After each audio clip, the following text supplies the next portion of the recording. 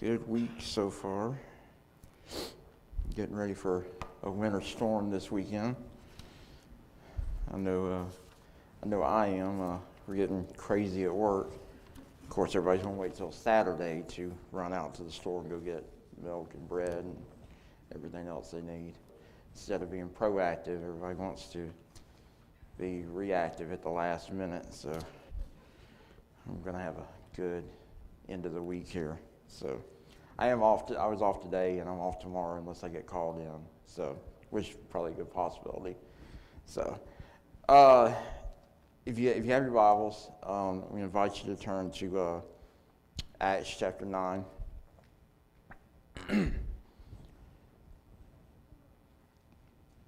It's a very familiar portion of Scripture. I'm sure everybody here knows the story of Saul's conversion and the Lord making Himself known to Saul and eventually Paul.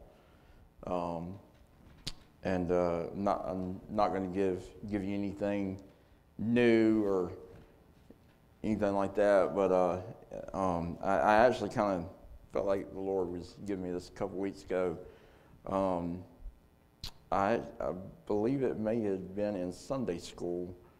Brother Levon was either in the book of Acts or he made a reference, but I flipped over and I actually kind of backpedaled a little bit, and I was reading through some verses and stuff, and just the verse stuck out at me.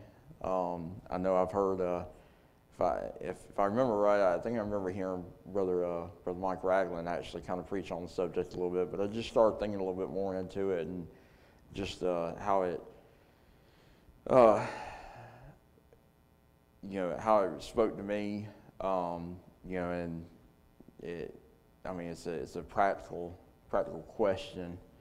Our daily lives, our daily walks with the Lord, and dealing with other Christians, and just helping each other out. But in the book of Acts, chapter 9, I'm going to start reading in verse number 20.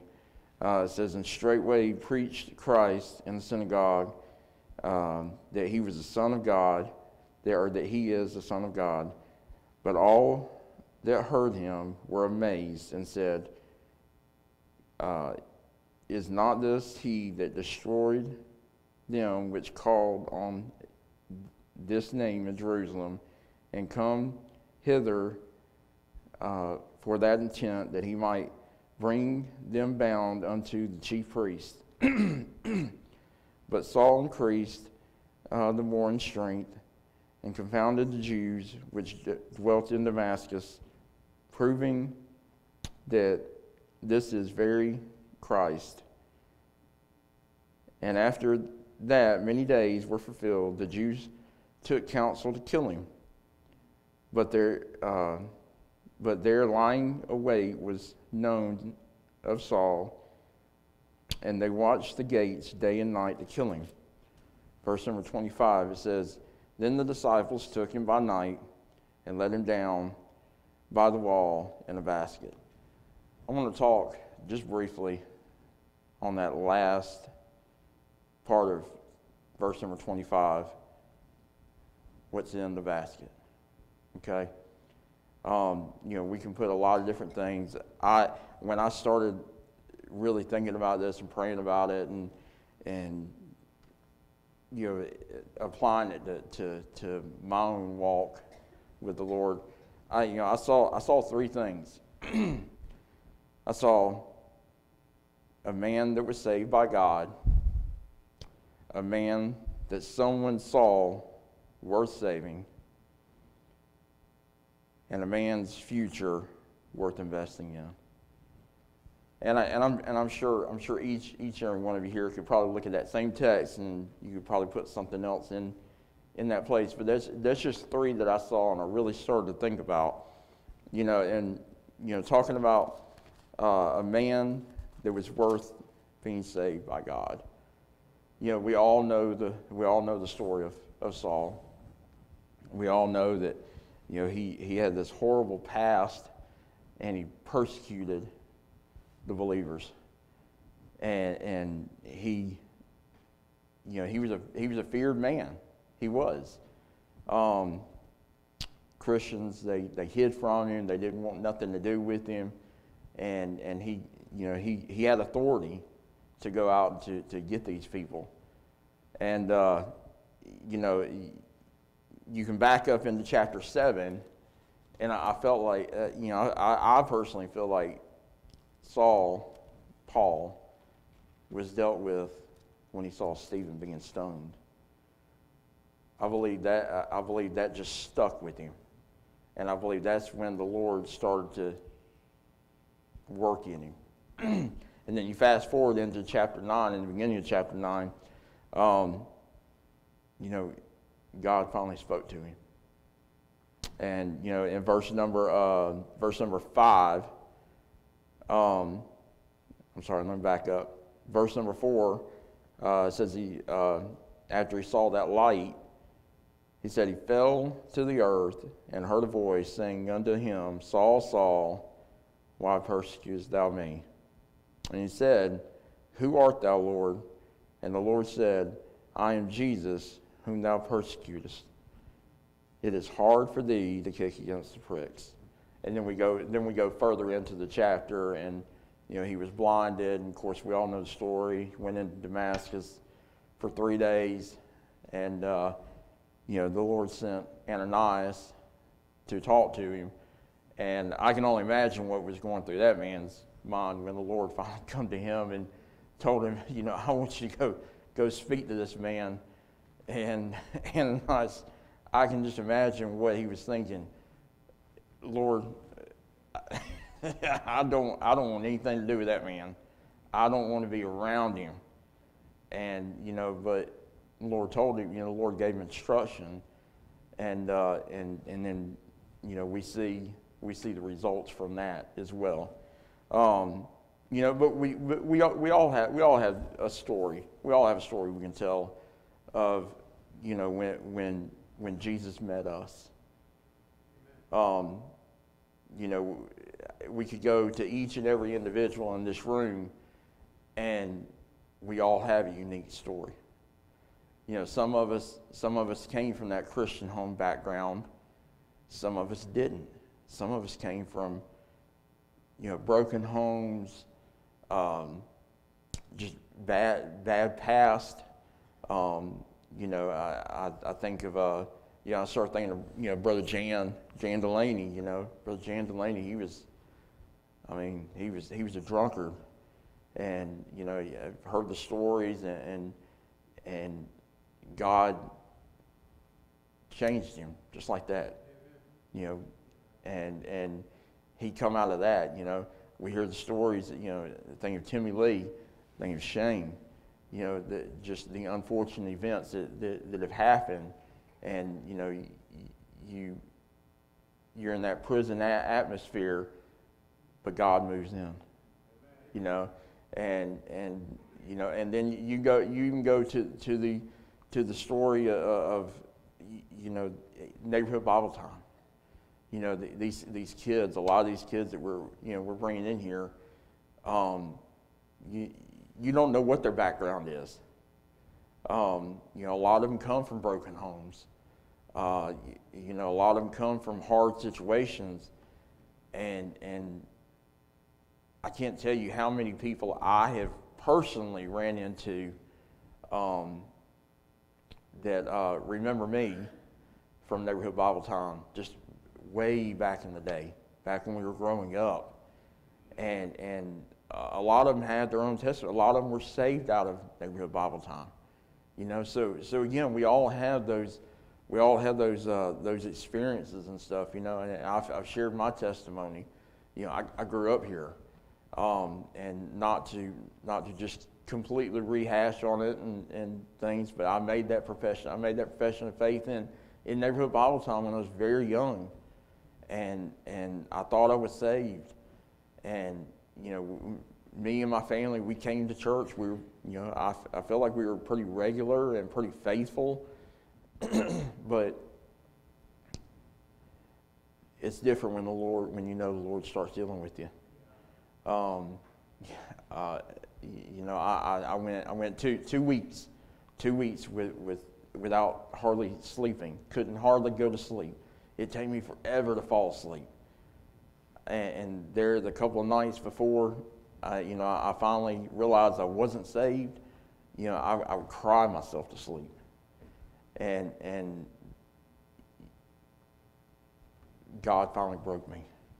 God finally showed me, you're not saved. You're not saved. If you were to die right now, you'd go to hell. You'd spend eternity in hell, away from me, away from your loved ones that you know they're saved. And I'd like to say, Brother Lynn's, used that analogy before. Some people, they get saved before they even get down to the altar, and I feel like I knew I knew the process. I knew what to do, and I feel like I was probably there before I even picked up the phone and called Brother Lynn at 2 in the morning and woke him up, and I couldn't get anything out of my mouth.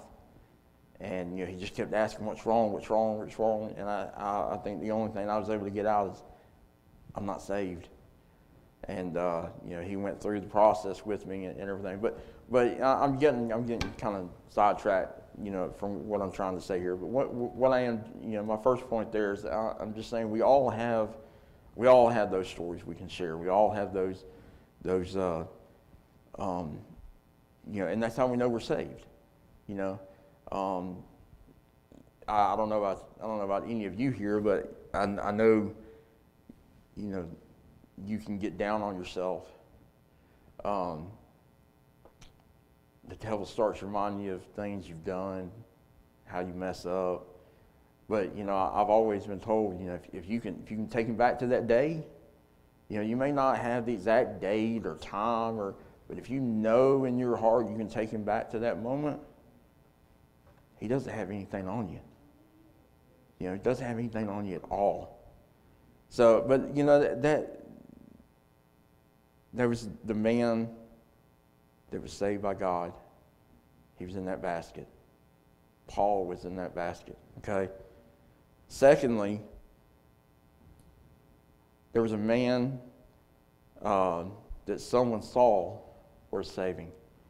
You look in chapter 9, just what I read, it said,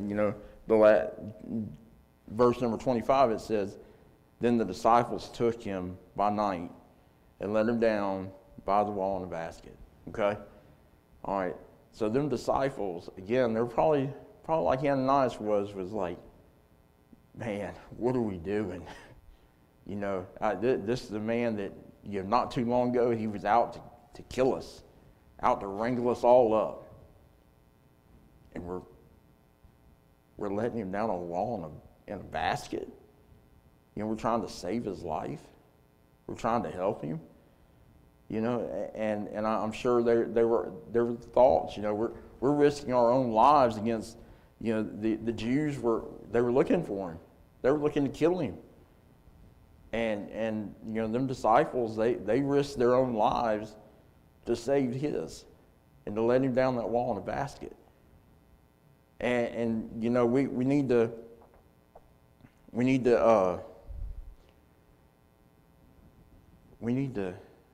stop and look at our own lives. We need to stop and look at what's in our world worth saving. You have those people in your own world that are worth saving, worth risking a lot, worth I don't want to say your life, but worth risking relationships over, worth risking relationships and friendships over, trying to save those people. We as Christians, that's what we're called to do. I'm not the best at it. I'm not good at it. I do have opportunities at work occasionally, and I don't try to force my beliefs on anybody. If somebody asks me, I will tell them where I stand with things and what I believe in, and if I have an opportunity, I'll share. But I don't try to force that on anybody at work. And we as Christians, we shouldn't try to force that on anybody. But again, those people are worth saving. Those people, they're in that basket.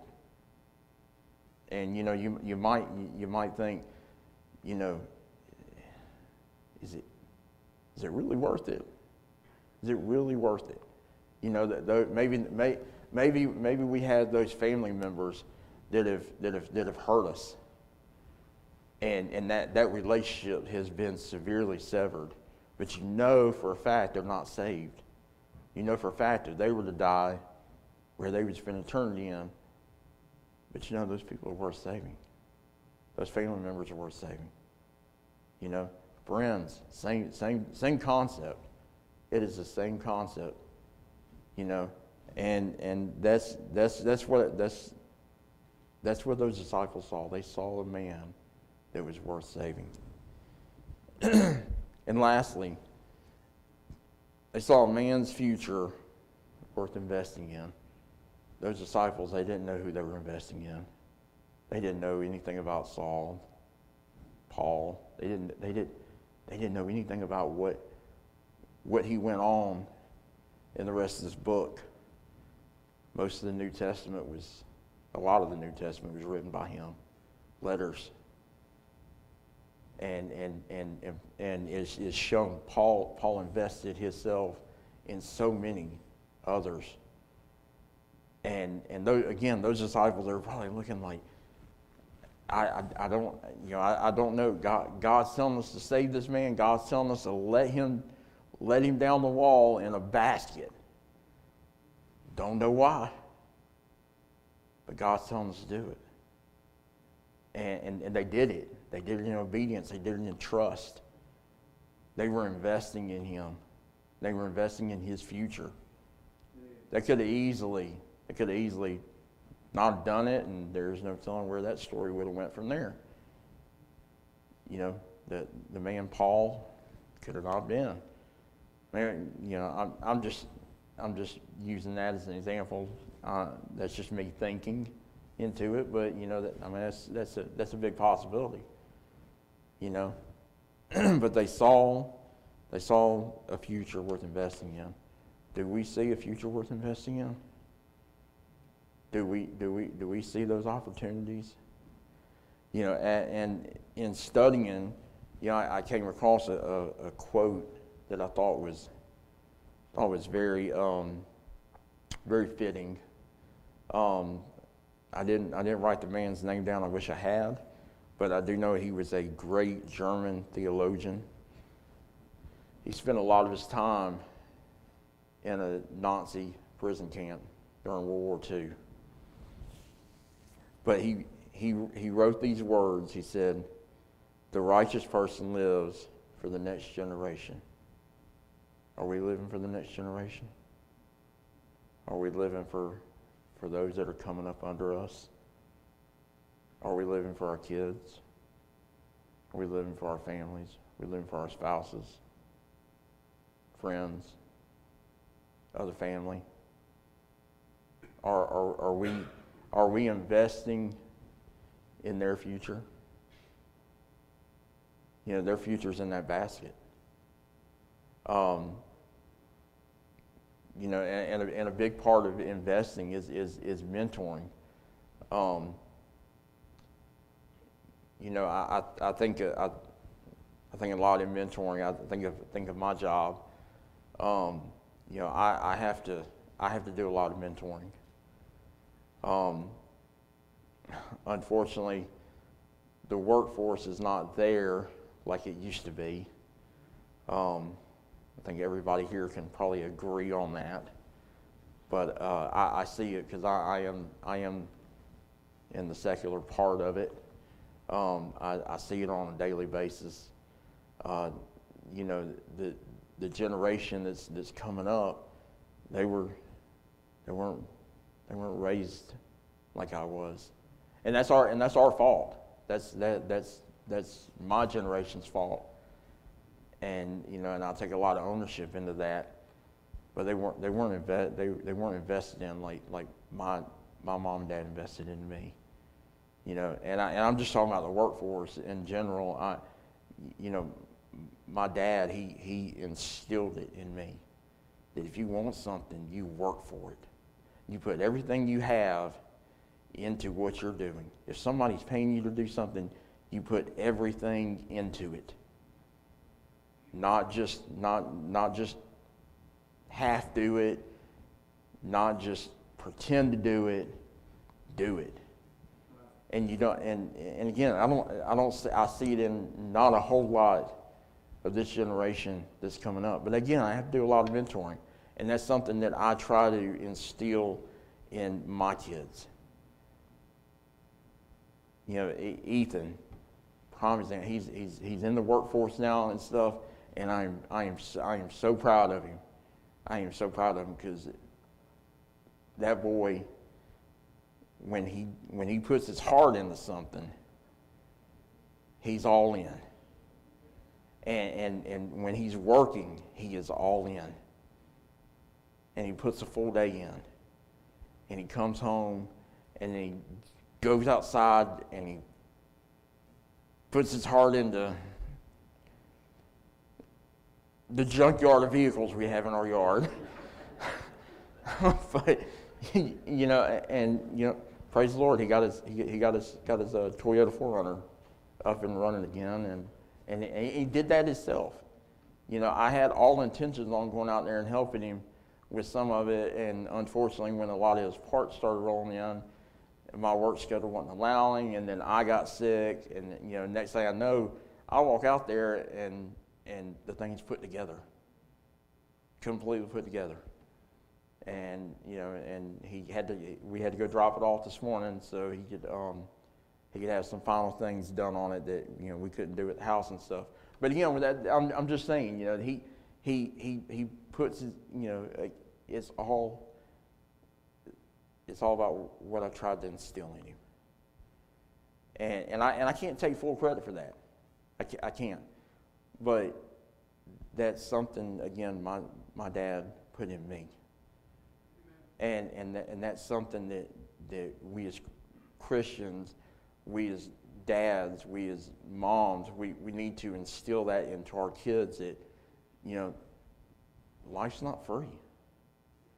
If you want something, you got to work for it. God didn't, God said it himself, if you want to eat, you got to work. And so unfortunately a lot of our society now is just let's live off the government, and we won't get into that. So I can get off on another tangent on that, but but again, mentoring. I have to mentor people at work. I have to take them under my wing, and I try to look out. Again, looking for the next generation. I try to look out for when it's time for me, way down the road, to retire. That generation that's under me, they're the ones that are going to be taking care of my stock and my future when I do leave. Again, long time down the road. And I started looking at it. There were many other examples in the Bible of different men of the Bible mentoring the next generation. You can start with Moses. Moses invested into Joshua. Ezra invested in Nehemiah. Barnabas invested in Paul. In fact, you can read just the next couple of verses down. Barnabas is talked about. In fact, in verse number 27, it says, "But Barnabas took him." He took Paul.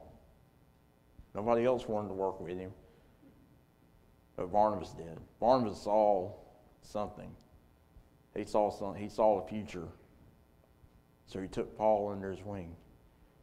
And then look what happens. The rest of the story is absolutely amazing. You see two different missionary journeys that Paul and Barnabas took, and how many lives were saved because of Paul's ministry.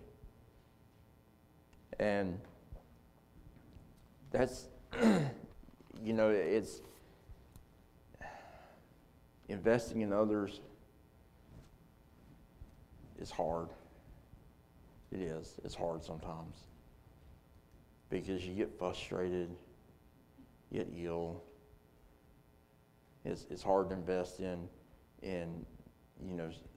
hard to invest in some family. It's hard to, but that's important.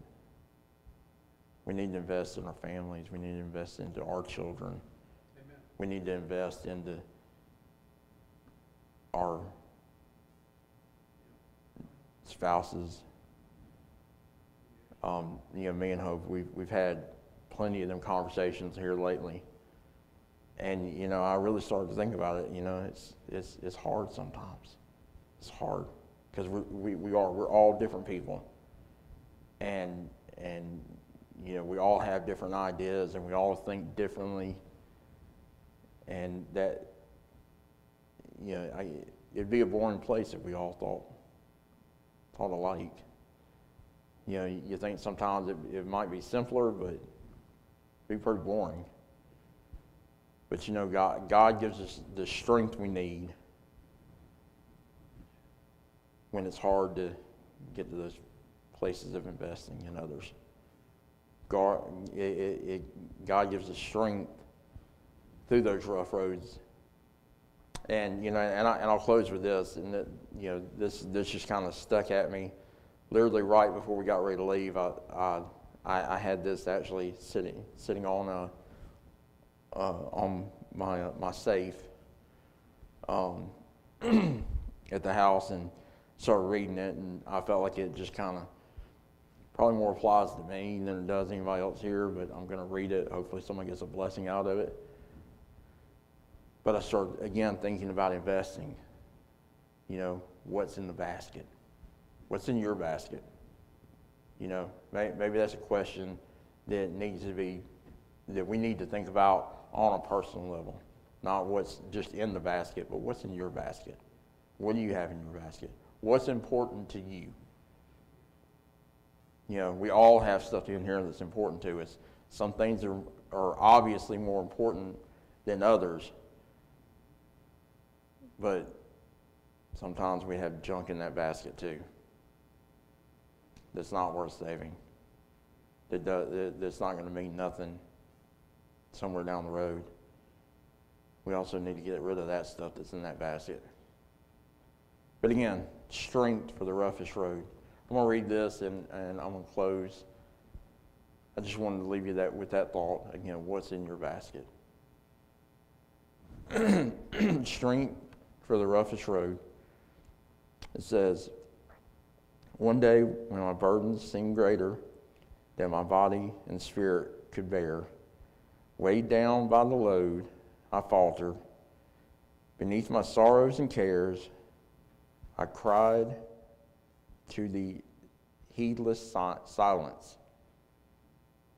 As I walked where I could not see, where's the strength that is promised? Where's the strength for me? And suddenly, out of the silence, a voice came clear and true. My child, you're striving to carry a burden not meant for you. And the thought of the years of outstretching before you has darkened the way, while the only strength I have promised is the sure strength day by day. I took one step, and I found it quite easily indeed to take. And the burden slid from my shoulders, and my heart, and my heart that was ready to break gave thanks that my eyes were opened, and my shoulders were eased of their load, and I saw, step by step, I was strengthened to walk the roughest road. Let's think about that. things can get hard. In fact, things are hard. Just face it. Things are hard. And this world is getting dark.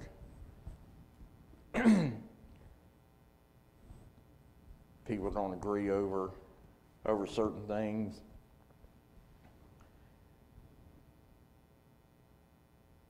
A lot of people are willing to argue and to fight over things that don't really matter.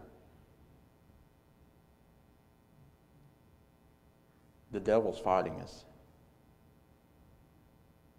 But we as Christians, we need to invest. We need to invest in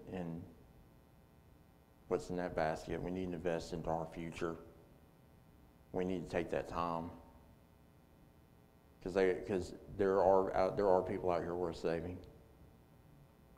There are people here that are worth fighting for. But we just need to take the time to invest. God will give us that strength to travel the roughest road. Oh, Lord, thank you so much for this day.